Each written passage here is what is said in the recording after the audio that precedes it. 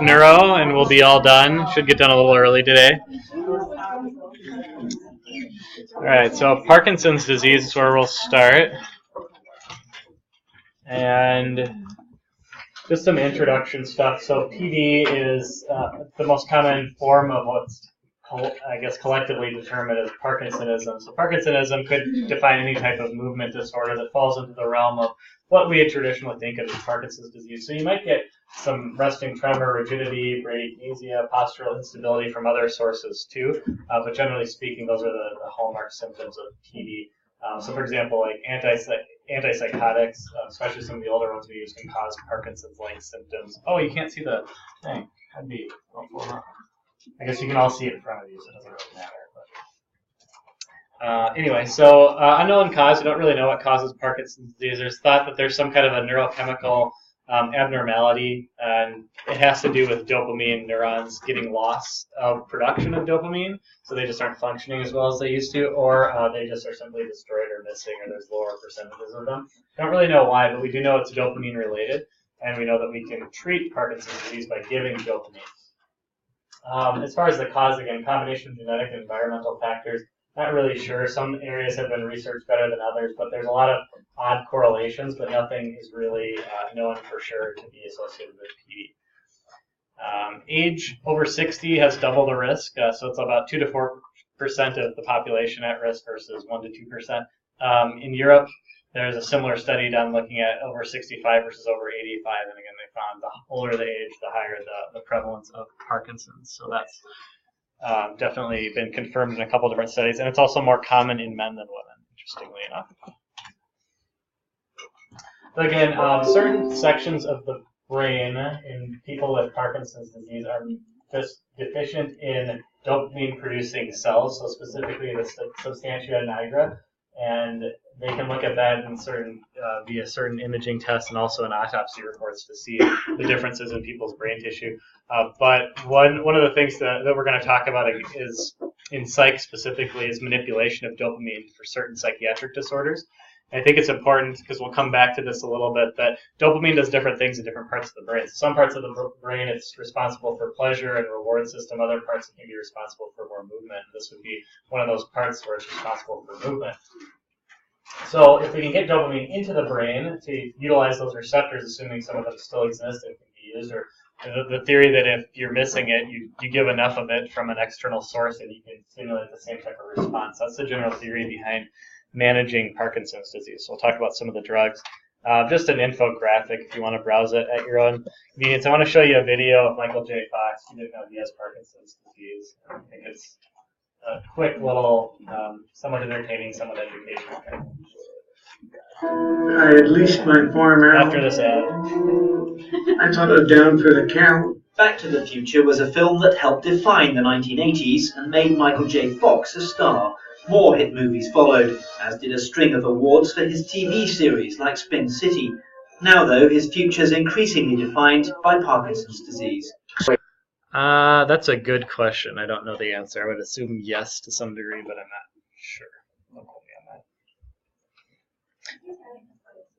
that. He has, yeah. I think, I'm not sure if, we'll talk about some of the treatments, but eventually you can get to a point where there's not much you can do. So I'm not, as far as the treatments only have so much benefit, and the later stages of disease are more difficult to manage. So I don't know what the end, that's a good question. I don't know what the end outcome of Parkinson's disease is, what eventually would kill somebody from the disease, what symptoms would be. I don't know if you become immobile or you have respiratory issues at some point. I'm not sure. But I think that, I would assume that there's some sort of life expectancy issue there, but I don't know. Yeah, but he has had it for quite a while. A lot of people can manage it for a long period of time, but it just depends on the person and how well they respond to therapies. I put this other link for New York Times up here. There's this series that they did a while ago about, well, they called it Patient Voices, and there's a bunch of different disease states on there. So if you're interested in getting a more patient perspective, they aren't videos, they're audio clips, but it gives you a little profile of the person talking. And there's a lot of mental health ones. There's diabetes and hypertension and pretty much everything on there. So if you're interested, we'll listen to a couple during schizophrenia, because I think it's interesting to get the patient perspective on that particular disease. But in case you're wondering, I'm not going to go through them now for time, but they're there, and that link is there. All right, so protective factors. Interestingly enough, they mentioned the video about ice skating for Michael J. Fox, and physical activity has been thought to be a possible protective factor, and also it's thought that reduced activity. So somebody who's normally very active, a sudden reduction in activity may be a preclinical sign of Parkinson's disease, possibly that they don't feel as coordinated as they used to, or they're having some subclinical, not quite fully clinical symptoms of the disease starting to manifest very early. So that's one aspect that's been looked at a little bit. But the idea is, right, dopamine response. So something physically pleasurable is thought to combat the signs and symptoms of Parkinson's disease. So you get an overwhelming response of dopamine, you should be able to help with some of the lack of that in other areas of the brain. Even though they're different parts of the brain, there is some spillover into those other areas. So smoking, for example, nicotine possibly has a neuroprotective effect, and there's also the reward system mechanism. But they do have and interestingly enough, Parkinson's disease patients have a lower prevalence of cancer. So should you smoke to prevent Parkinson's disease? Probably not. It's probably not, doesn't outweigh the risk of smoking overall. But overall, PD patients actually do have a lower prevalence of cancer compared to the general population, which is kind of interesting. There's been research into a couple other things like coffee and caffeine intake, NSAID use. None of it's really panned out. It's ongoing. There's not much there that I would say is worth remembering, but it's just interesting to look at. I think what people are trying to associate certain diseases with, or preventative efforts for a disease, especially that has no cure, and our management strategies aren't all that great. So if we could find some way to prevent it, yeah, that'd be a gold mine. As far as for our patient care, there's nothing better than that if we could figure out a surefire way to prevent this. But right now, we haven't gotten to that point yet. Well, again, this is all about dopamine and the lack thereof, its availability. Okay, so as far as treatment goes, we're going to focus on, obviously, the drugs here, but you can do surgical treatment too. That's going to be something I'm not going to talk about because I'm not too familiar with it.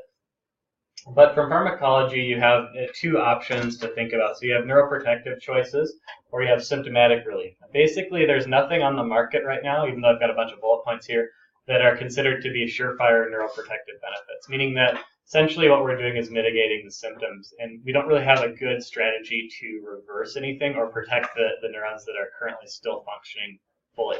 Now, there's some theory that some of the drugs we have do, like MAO-B inhibitors, and dopamine agonists might be better at neuroprotection than just straight up supplementing dopamine, which we'll talk about in a minute.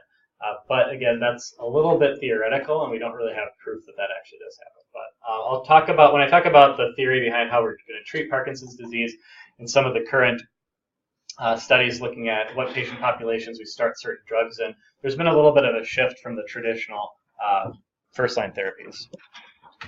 So speaking of first-line therapy, dopamine therapy has been first-line for since it's existed, basically, since it's been discovered as health. And we supplement dopamine not by giving dopamine directly. So if you were to eat or consume like a dopamine tablet, dopamine can be really nausea-inducing and vomiting-inducing. It triggers something. There's dopamine receptors in the chemotrigger zone, and so if it has a problem, so that's one big point that can happen. The other one is that dopamine itself doesn't really cross the blood-brain barrier all that well, if at all. So we have to do a couple things. We have to get something that can cross the blood-brain barrier and also doesn't have as significant effects in the peripheral area. So levodopa and carbidopa is a combination medication called Sinemet that has been the mainstay of therapy in Parkinson's disease. So both these drugs are used together. Levodopa is synthesized from tyrosine, and it does cross the blood-brain barrier, and then it's metabolized into dopamine once it crosses.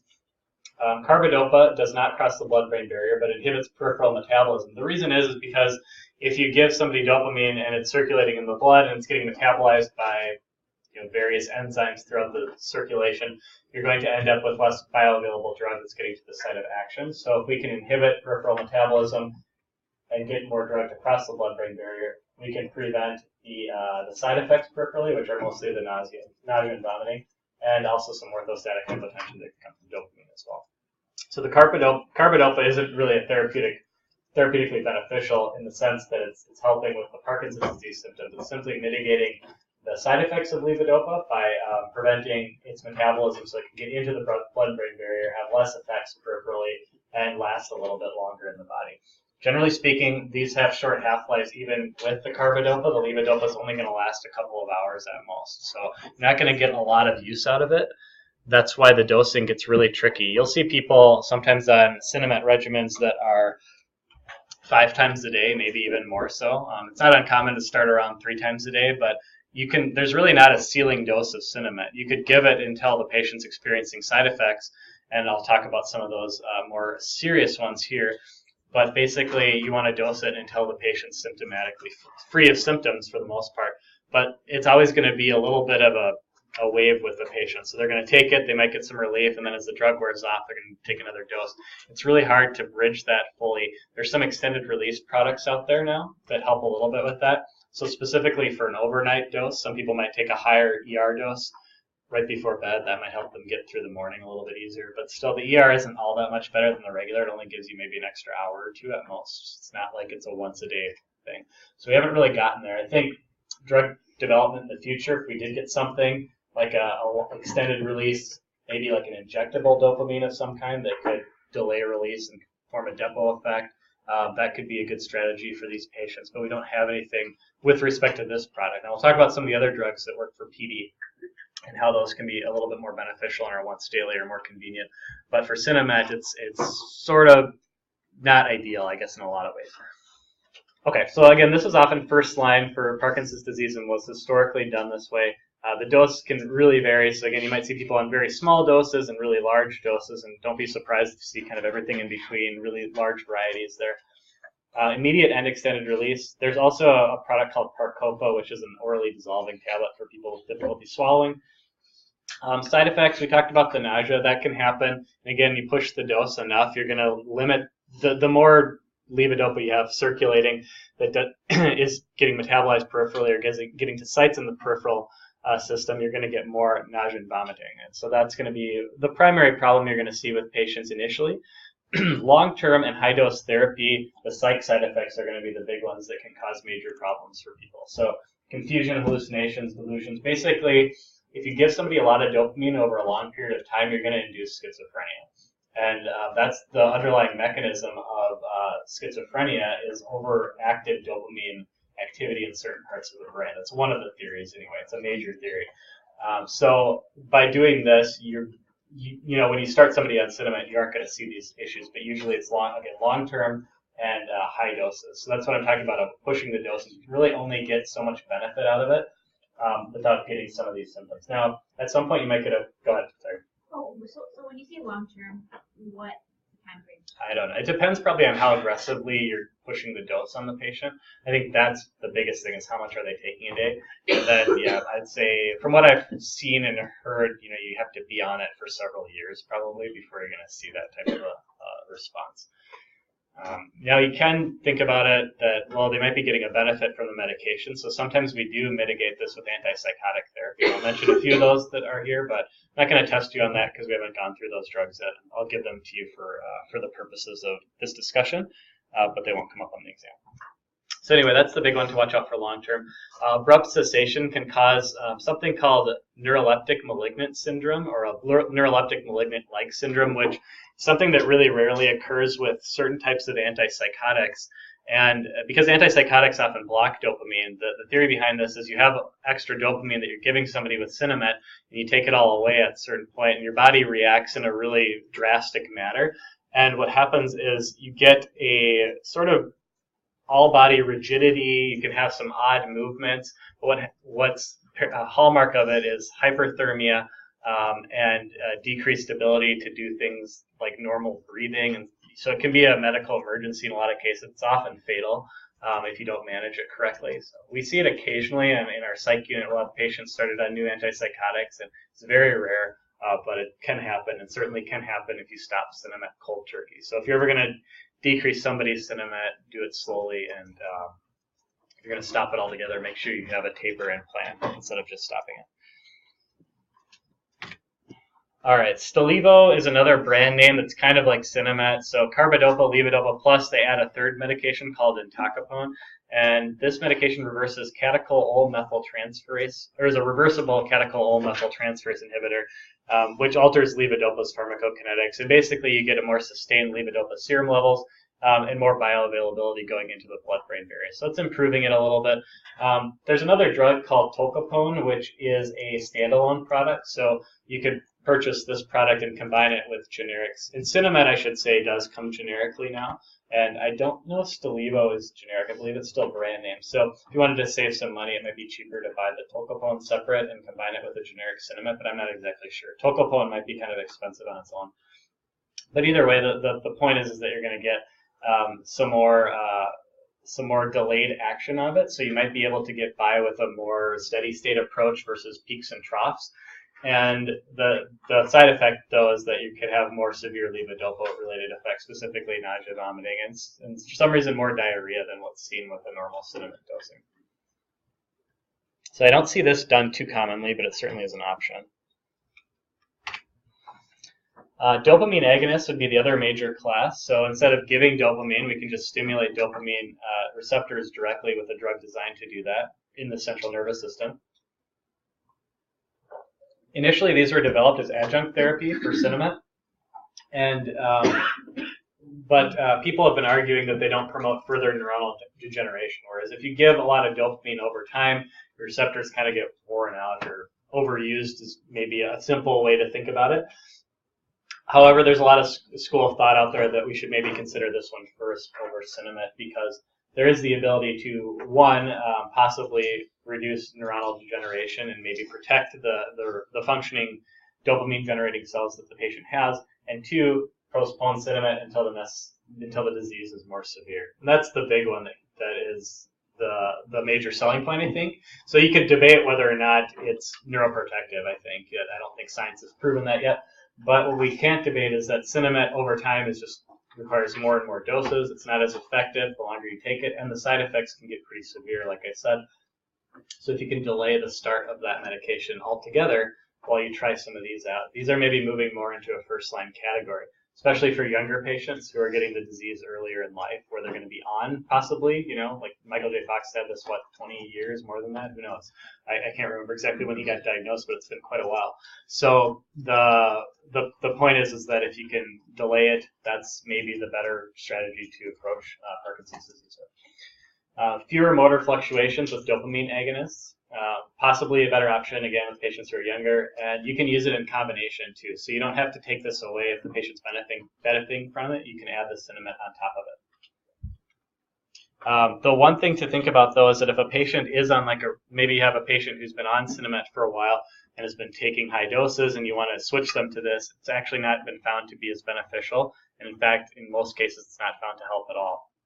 So once you've maxed out your Sinemet, you're kind of at the end of the road, which again is another selling point for starting these ones early and then adding the Sinemet onto them because you seem to get synergy with that approach versus the opposite, which doesn't seem to work all that well. There's a couple dopamine agonists on the market. Bromocriptine's a really old one. Don't worry about it. I won't ask you about it. The other three, I do want you to know. So pramipexole and ropinirole are Mirapex and Requip. They're pretty popular drugs, not necessarily for PD, which is what they're developed for, but they've gotten used in restless leg syndrome, which kind of is thought to have some similar mechanisms to Parkinson's disease with a less severe overall prognosis, I guess you could say. They're both dosed multiple times a day, but they also come as extended release formulations. So the extended release you could do once or twice daily in some patients. And the one thing I'll point out about RLS versus PD is the dosing is quite a bit different. It's usually much lower in RLS and much higher in PD. So it depends on what patient population you're treating, but you'll see different dosing recommendations for different patients. Usually target end dosing is going to be quite a bit higher for your PD patients. And then there's also rotigotine, which is Nupro, which is a transdermal once daily patch. So for patients who are having issues with oral delivery, this could be an option for them.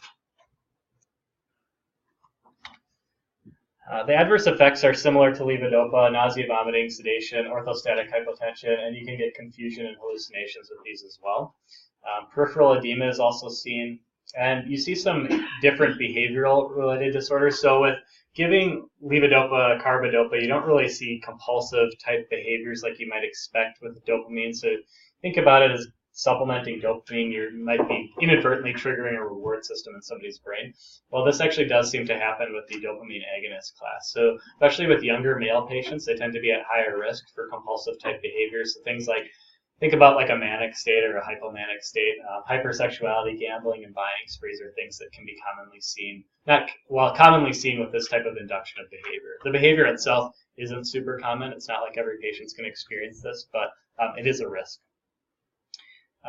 Let's see, titrate slowly. So discontinuation rates are high if you titrate it quickly, because these side effects can come across a lot faster, especially sedation and the nausea and vomiting are going to make a patient not necessarily want to keep taking the drug. So titration is pretty slow with these. If you do it correctly, you should be able to minimize some of this, but some of this is for sure going to happen to the majority of patients.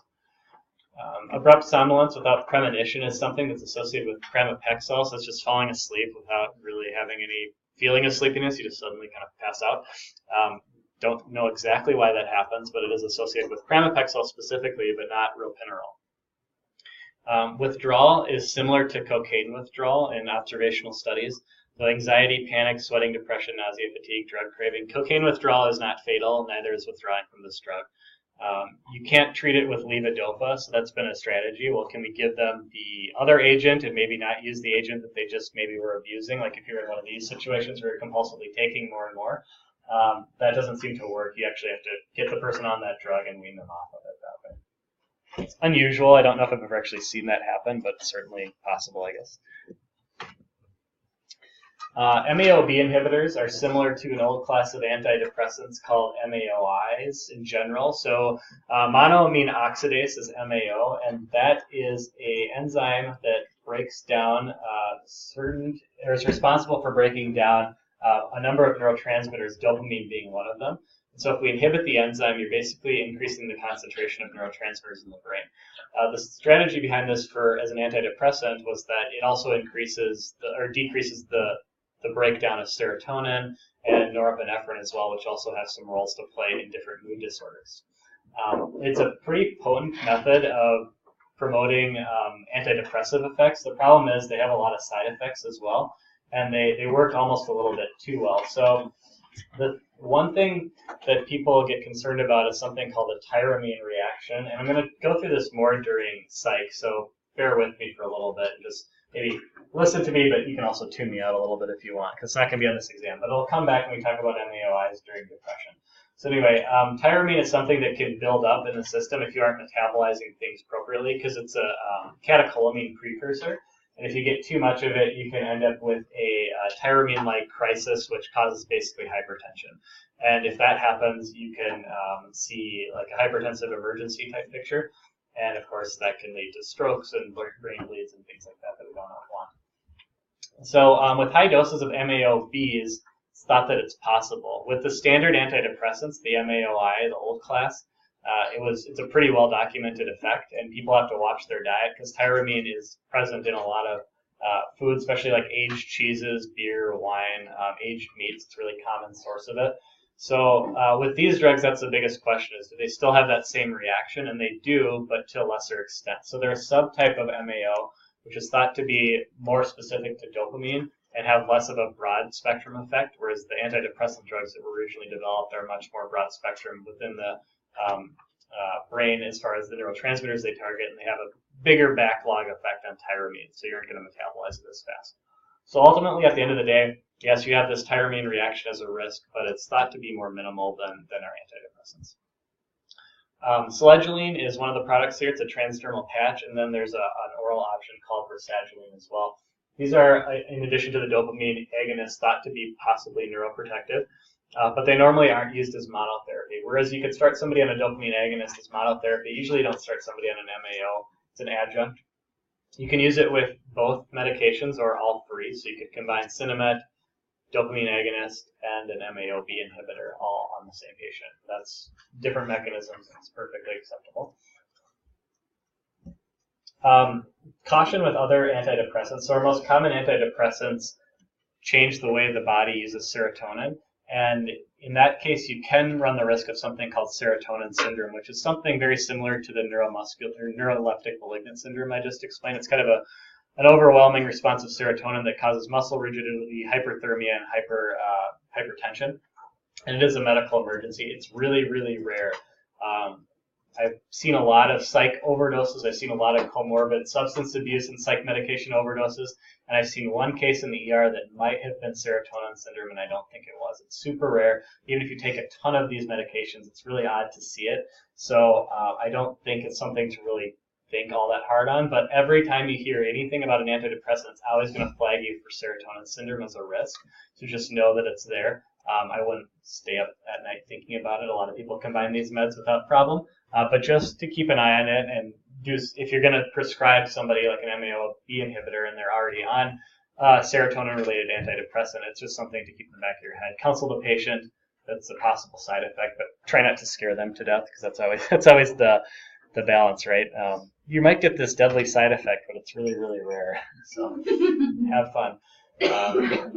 All right. The fourth class are anticholinergics, and in Parkinson's disease, dopamine depletion produces states of excessive cholinergic sensitivity. So it's thought that anticholinergics can improve the overall symptoms of PD. These would be, again, possibly considered as monotherapy, but likely going to be an adjunct for most people. If you're under 70, the idea is that it might help restrict the dopamine agonists until later in life, or any of the dopamine-related drugs until later in life. So there is some thought that, well, maybe we try anticholinergics first. We don't necessarily have a cure for this disease, so we can't guarantee that anything's going to be neuroprotective. So maybe if we can manage your symptoms effectively with an anticholinergic early in life, we can get you to the point where you can use a dopamine agonist later and reserve that therapy for a little while.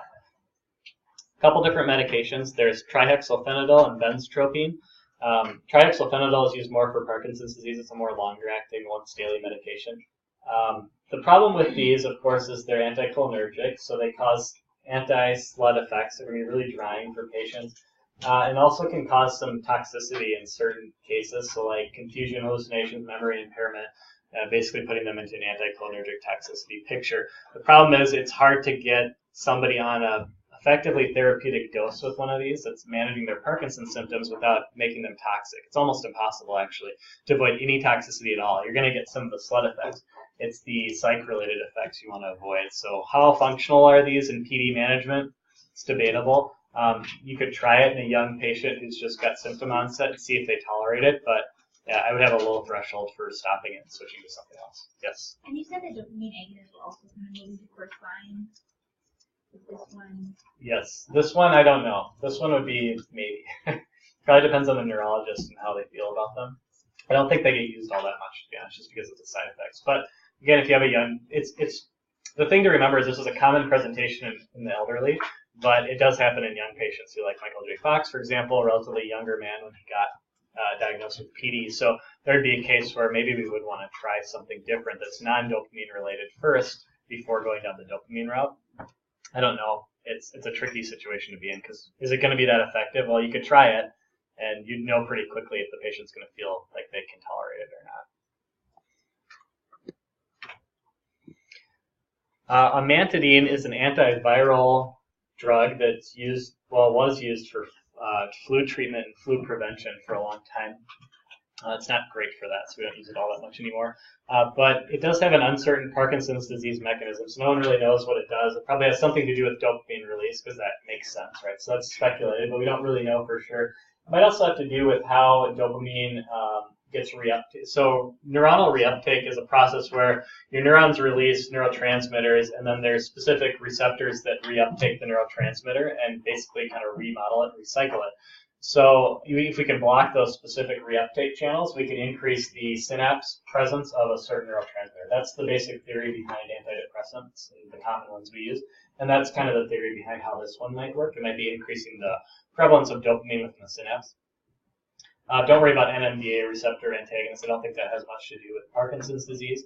But it may be useful for monotherapy in early mild cases, again, as maybe an experimental drug, because it's going to have some effect.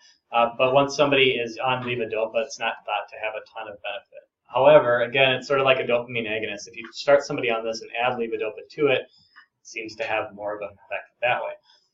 Now, whether or not that's because this drug didn't really have much of an effect at all, and levodopa has a big effect, that's debatable, but that's the way you would do it. You wouldn't necessarily add this on as salvage therapy to somebody who fails Sinemet. So it's kind of an interesting disease where your historical standard first line and one of the current still thought of as first lines of Sinemet is sort of the end of the line, right? You start there, you can add stuff on, but it's just not shown clinically to be as effective. Whereas if you start with some of these other drugs that are maybe a little bit more obscure, you might delay your need to use Sinemet over some time. So it's a little bit backwards from how we normally approach medicine, I think. But it's been shown to work in certain cases. So to summarize it again, first line therapy currently, I think you're still probably looking at a dopamine agonist or Sinemet for most patients. Where I'd draw the line is how severe are the symptoms and are they going to respond to the dopamine agonist. I'd probably try the dopamine agonist first before going to the Sinemet, but if they have really profound disease, that might not be enough. If their Parkinson's disease is caught very early, very mild symptoms in a younger patient, think about maybe one of the non-dopamine related agents first. So what constitutes a younger patient? I don't know. That you could maybe make an argument for anybody under 65 to be a trial for these, and then reserve that therapy for the above 60 or above 65 patients. There's not really a cutoff. I think it'd be clinical judgment and clinical decision making. But if you don't get an adequate response, change your dose or frequency. If you didn't start with Sinemet, consider it. Add your MAOB if you need to. And that can certainly be added to anyone. It's one of the ones that might have a little bit better use with Sinemet, adding it secondary. Mostly probably because it doesn't really have as much to do with directly increasing dopamine or modulating dopamine receptors directly. It's got a different mechanism that seems to have a little bit more synergy with your standard treatment. So certainly there's a lot of mixing and matching that could be done on here, but this is basically where I'd start and then combine therapy as you would see fit. But a lot of patients are going to get to that 4 or 5 times a day Sinemet, and then the question is how long can they sustain that without having side effects? Okay, so some management of long-term complications. Daytime sedation and sleep attacks are common, especially with the dopamine agonists. Amphetamine stimulants like Adderall and Ritalin in small doses have been shown to be fairly effective in this. And not that I like throwing stimulants at patients randomly, but small amounts of amphetamine-related stimulants can be really effective for managing things like this, and they're actually pretty well tolerated overall, assuming, again, you're keeping the dose relatively low and only giving as much as needed. Hallucinations, psychosis, and paranoia, up to 40% incidence with advanced illness. And you can't really stop the Parkinson's regimen, like I said. So antipsychotics have been studied in this class, and specifically 2 of them, quetiapine and clozapine, have come out as the 2 drugs of choice. So quetiapine's Seroquel and clozapine's Clozaril. There's a couple other actually really commonly used antipsychotics called risperidone and olanzapine that are shown to worsen Parkinson's symptoms. So why they do that, I'm not exactly sure, but these 2 have been shown to be preferred. And we'll talk about those more again during psych, so you get some more information on those ones. Other conditions, generally speaking, there's no restrictions. So treat blood pressure, diabetes, whatever it might be, as you normally would. There's not really too many interactions with the dopamine agonists or Sinemet, so you can not worry about them all that much for the most part. Yeah. So the statement about you cannot stop, I know you said you have to taper Sinemet, but are you saying don't stop it that's because more you're of not like treating the disease? that's more of me thinking out loud in a bullet point format. So it's like, well, if you're in a situation where you cannot stop it, so you could stop it. Like if you said, well, we aren't getting any more benefit here. This person's really psychotic. We have to. It's not worth the risk anymore. Mm-hmm. You could stop it, but in a lot of cases, the person's probably getting some benefit for their PD from the dopamine. So the idea is, well, okay, we want to keep it going. It's probably a better way to think about it. So if you want to keep the Parkinson's disease regimen on board, then your options are antipsychotics. Because you aren't going to be able to get rid of that side effect. Because if you reduce the dose, you get more symptoms. So that's a balancing act there. Okay.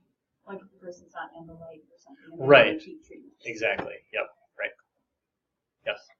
Wouldn't the antipsychotics kind of like stop the So that's a good question. It's about different dopamine activity in different parts of the brain. So the antipsychotics generally won't work in the same parts of the brain as the Parkinson's over where you're trying to push the dopamine for the PD drugs. And that's kind of the interesting part about it. And that's sometimes where you get crossover from antipsychotics that cause movement disorders. But these ones are newer and they don't tend to have as much activity in those parts of the brain that cause movement disorders. And they also work a lot more on serotonin as opposed to dopamine too. So it's kind of got a mixed mechanism of action. Okay, that's PD. It's going to be like a record lecture because the next set of slides I have is 12. 12 slides. Any questions on Parkinson?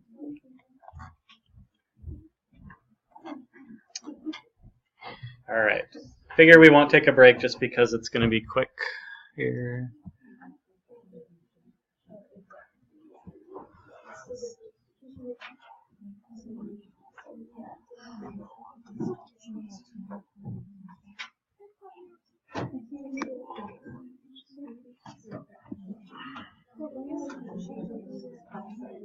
Okay, so very quickly, couple end topics that we've touched on a little bit, but I just figure we talked about some of the drugs in a bit of a different context, so let's explore these topics very quickly. Fibromyalgia and other neuropathies generally kind of fall into the category of pain versus neuro, and certainly could be explored by both specialists or specialties if that's an area you work in. So fibromyalgia is widespread musculoskeletal pain. We don't really know what causes it. There's thought to be maybe a cognitive involvement as well, but it's neuropathic at its source, is at least the theory based on what drugs treat it better than other ones. Diabetic neuropathies, of course, we know the source of that, and then postherpetic neuralgia, viral particles moving to the periphery, long-term nerve damage caused. So all these things really amount to the same type of pain syndromes, even though they affect different and are more different patients differently, are going to be more diffuse. Some of them might be more focal. The treatments are relatively similar for each option. So a lot of these drugs have been studied sort of randomly. So it's like, well, we have drugs that we're using for antidepressants, and somebody finds out at some point in the line that, hey, this actually works pretty well for pain too. And then they get remarketed for pain, and then you see like a commercial for Cymbalta, which is now generic, but when it was brand name, you'd always see it advertised as more and more directing it towards the pain side of depression and more towards pain syndromes versus its actual original purpose, which was it's just a standard antidepressant. So these drugs, what makes these antidepressants different from others, and we'll talk about them in much more detail during the next module, but they inhibit the reuptake of not only just serotonin, which is what our classic antidepressants do. So drugs like Prozac and Paxil are just serotonin reuptake inhibitors. These drugs specifically work on serotonin and norepinephrine. So it seems like that combination has some clue into neuropathic pain management. Why exactly? I'm not sure. I don't have a good answer for you. But tricyclic antidepressants are also serotonin norepinephrine receptor, reuptake inhibitors, and have similar mechanisms to these drugs as well. They just work a little bit differently. So the theory behind this is that for some reason these norepinephrine seems to be the key here, and whether these are targeting specific areas of the brain that have more to do with pain sensory, I don't know exactly, but that's one of the theories out there. But they do seem to have a pretty decent impact on pain. So if you have somebody who has mental illness plus a diabetic neuropathy or plus any of the symptoms we talked about, these are going to be common ones. And also these are used very commonly in patients who have no mental illness whatsoever. So if you see Cymbalta on somebody's med list and you're like, I don't see a history of depression, well, it could be some sort of a pain syndrome that they're taking it for. The other nice thing about these medications is they're pain management, but they aren't controlled substances. They don't really have, well, at least not that I know of, any chance of abuse. People don't abuse Cymbalta or Effexor to my knowledge. We'll talk about tricyclics, which can be extremely deadly and overdose. But other than that, the medications are going to be totally different than your standard pain management arsenal. That's a nice advantage to them, I think, for a lot of providers to use. The next set are going to be the anti-epileptic drugs. So I talked about pregabalin and gabapentin being not very useful for anti-epilepsy effects. However, they're commonly taken by, it seems like, half the population. It seems like everybody's on gabapentin. And one of the big reasons is because of the neuropathic pain indication. So it's gotten a ton of use there. And again, pregabalin is essentially used for the exact same indications. You've probably seen Lyrica advertised on TV as a pain management strategy for neuropathic pain. And that's why it was developed. But traditionally, technically, anti-epileptic drugs. Valproic acid's also been studied as a neuropathic pain management strategy. So that could be maybe considered a second or third line option, depending on if you view this as first or second. I don't think there's a consensus. Different pain syndromes, so fibromyalgia might have a different group of literature behind it than post-herpetic neuralgia, but they all tend to pool together. So I'd say you could really start anywhere, but some might have stronger evidence for one over the other. Other options include our standard pain medications, so opioids and tramadol, of course. Tramadol has some serotonin norepinephrine reuptake inhibition in addition to being kind of like a mini opioid in and of itself. So that can be a good combination for patients looking for something in addition to maybe the effects that these drugs are giving. IV ketamine would be like a really severe situation where you have somebody hospitalized with strong pain syndrome.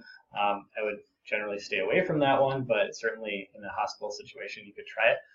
And then topical lidocaine patches, especially for post-herpetic neuralgia, can be really advantageous. And capsaicin cream also topically for similar indications.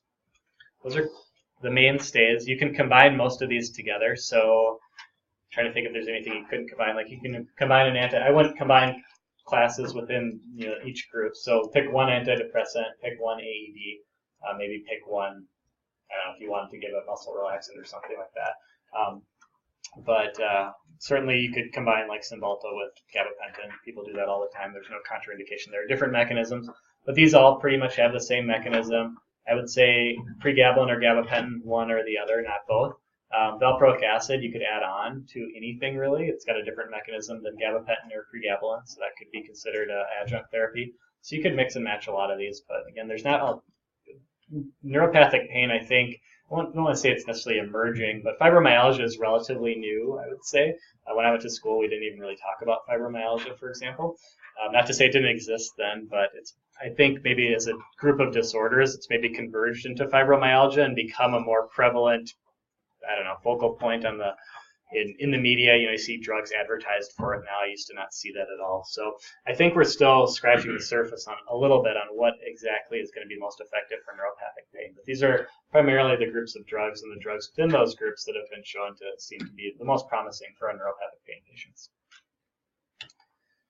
All right, RLS, we already talked about this very briefly, but it's treated like a mini Parkinson's disease with the addition of gabapentin and pregabalin. So dopamine agonists are usually the first-line therapy, and again, the doses are going to be quite a bit lower than PD. You probably aren't going to see a lot of the PD-related side effects, so you shouldn't see a lot of nausea. You shouldn't see a lot of the compulsive behavior. That's probably going to be more associated with higher dose PD dosing. So generally well-tolerated. Might be a little bit sedating for patients, so that's probably going to be the big one.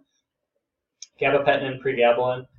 If the patient does have some impulsive tendencies already, maybe they're bipolar, for example, probably gabapentin would be a better option just to avoid any type of dopamine agonism that you don't necessarily need. There is a brand of gabapentin called Horizont that I put on here in case you guys ever come across it. It's an extended release form for RLS. It's expensive, and I don't think it's necessary. I would probably just go with regular gabapentin because it's cheap. It's been around for a while. You do have to take gabapentin like 3 times a day, though, so I guess if your RLS is really bad, but I have a high suspicion insurances are not going to pay for Horizont, but you could try. Carbidopa levodopa has been studied a little bit more recently in RLS patients and used in small doses, usually only at bedtime. So we don't treat this like a Parkinson's patient where they're taking it around the clock, but if it is given, I've seen it done at bedtime in really small doses, so probably like the lowest dose you can give, starting there and then going up very small increments. Once somebody is diagnosed with RLS, it doesn't seem to be duration of the illness, seems to be a lifelong thing from what we know about it. Okay. Bell's palsy is something that if you work urgent care ER, you'll probably see several times in your career. I don't know if I can say it's common, but I've definitely gotten asked about it a number of times. It seems like providers can never remember the treatment, which is fine. That's why I'm here. It's good job security.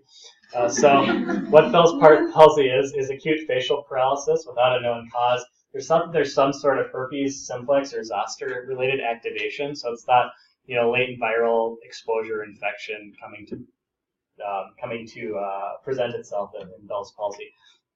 Sudden onset of unilateral facial paralysis is the common symptomatic presentation. So you can imagine, and this can happen in young people, so like you see it like a 20-year-old person who comes in, they think they're having a stroke. Well, it's actually Bell's palsy.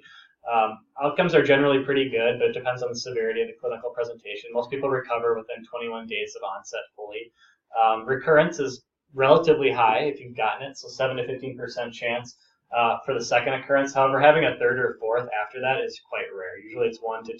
And that's actually pretty similar to the way herpes presents as well. The first occurrence is usually going to be the worst. Second occurrence is pretty common for people to get, but beyond that, it tends to diminish. Your chances diminish quite a bit after that, whether it's herpes type 1 or type 2. Some risk factors, pregnancy is a risk factor, known risk factor, and family history of Bell's palsy also. So some interesting confounding variables that don't really have anything to do with herpes simplex, although pregnancy may be immune system related, I don't know. Okay, treatment. 2 things that have both been studied in probably not the greatest sources of literature as far as study quality goes, but glucocorticoids and antivirals. So this is a question I always get. People, so I shouldn't give my provider such a hard time, because they generally remember that these are the 2 things they should treat with. However, no one can ever remember which one's the better one. It's the corticosteroid. So the steroid is the one that has more evidence behind it actually working. If you read like a Bell's palsy monograph and UpToDate or something, it's going to tell you based on severity where to go. And usually it won't recommend an antiviral unless you're high grade, which depends on what source you're looking at. The evidence for antiviral therapy is not impressive. In fact, it looks pretty much, if you read the studies behind it, it looks like it doesn't really add on that much benefit at all. However, if the Bell's palsy is advanced enough, antiviral therapy with valcyclovir is virtually harmless. It doesn't cause a lot of side effects. It's a really short course. It's relatively affordable. So is it worth trying? Maybe decrease symptom duration? Possibly. So we do see it used quite a bit for that reason. But the glucocorticoid is going to be your mainstay of therapy here. And you're going to do it within 3 days of symptom onset. After 3 days of symptom onset, steroids are not shown to help all that much. You could still use them, but I would educate your patient that it might not be beneficial at that point. Prednisone, 60 to 80 milligrams a day over 7 days. Relatively high dosing. That's kind of like burst dosing for an asthma exacerbation, to compare it that way. So not a small dose of steroids, but relatively short duration. You don't have to taper somebody off. You just stop them cold turkey without a problem. Yep. If it goes away in 21 days, is that with or without therapy? I'm not sure. Okay. It's a good question. I don't know. I have to look at the study I pulled that from.